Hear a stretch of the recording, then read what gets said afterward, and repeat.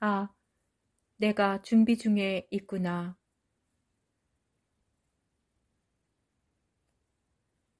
바울은 결혼과 독신을 언급하면서 독신으로 사는 것도 괜찮다고 하였다. 그 자신 결혼하지 않고 오직 주님을 위해 평생을 드리고 목숨까지 내놓았다. 어찌하여야 주를 기쁘시게 할까? 독신의 신자들은 이런 생각으로 살 수 있으니 유익하다는 뜻이다. 그러나 결혼하면 마음이 갈라진다고 하였다. 주님을 향한 바울의 일편단심과 간절함을 엿볼 수 있다. 그러나 마음이 갈라지는 것이 어디 결혼뿐이겠는가? 사도 요한도 어떻게 해야 주님을 더 사랑할 수 있을까? 주님 안에 머무를 수 있을까 고민하였다. 베드로는 어떻게 더 경건하게 살 수 있을까? 야고보는 어떻게 흠이 없는 입으로 살 수 있을까 고민하였다. 신부들이 추구하는 영성의 목표는 무엇일까? 빛나고 깨끗한 그리스도의 옷을 입은 신부가 되는 것이다. 주님과 온전히 연합한 삶을 사는 일이다. 신자들 중에는 벌거벗은 영성도 있고 더러워진 옷을 입을 신자도 있다. 잠자는 자들도 있고 믿음이 죽은 자들도 있고 어둠에 거하는 자들도 있고 빛을 뿜어내는 거룩한 자들도 있다. 빛의 열매는 의와 선과 진리 안에 계속 있는 삶이다. 하나님의 심판이 불순종하는 자들에게 임하기 때문이다. 우리는 하나님을 어떻게 더 기쁘시게 할 일이 무엇인지 탐색해야 한다. 그 중에 한 가지라도 실천적 삶에 적용하도록 힘써야 한다.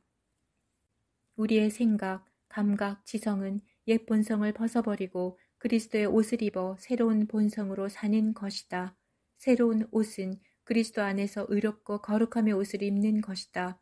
왜냐하면 육신에 있는 자들은 하나님을 기쁘시게 할 수 없기 때문이다. 지금은 영적으로 혼돈의 시대다. 아무도 공허한 교리로 속이지 못하게 해야 한다.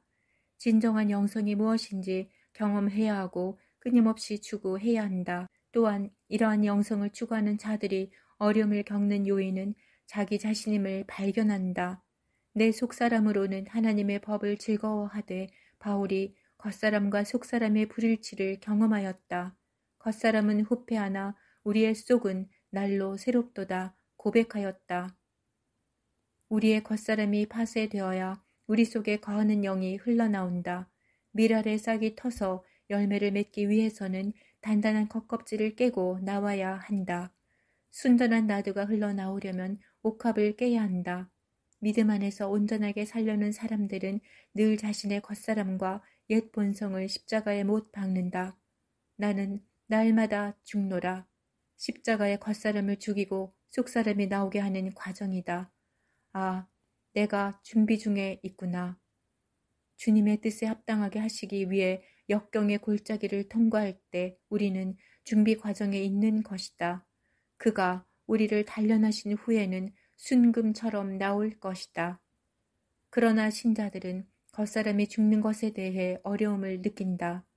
첫째는 그들이 어둠에 거하는 이유로 하나님께서 일하시는 방식에 무지하기 때문이다. 하나님께서 역사하시고 자아를 깨고 계시는데 그것이 하나님의 역사임을 모른다.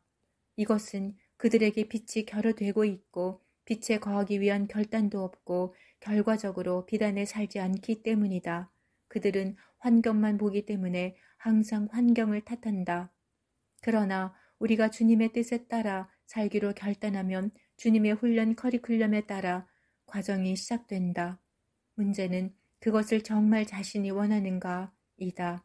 많은 사람이 그리스도 안에 깊이 들어가는 것조차 원하지 않기 때문이다. 둘째는 그들이 너무 자기를 사랑하기 때문이다. 자기를 사랑하는 것은 자아를 파쇄하는 데 하나의 큰 장애이다. 희생할 줄 모르기 때문에 자신의 생각과 감정에 따라 거동하거나 그것들로 치장된 옷을 입고 나오기 때문에 계속 사람들과 다툰다. 이런 신자들은 그 속에서 생수가 나오지 못하며 성령의 능력이 나타날 수 없다. 그러나 연단으로 훈련받아 겉사람이 죽고 선한 열매를 맺는 이들은 결점 없이 하늘의 별처럼 빛날 것이다. 생명의 말씀을 붙잡으면 그렇게 될 것이다.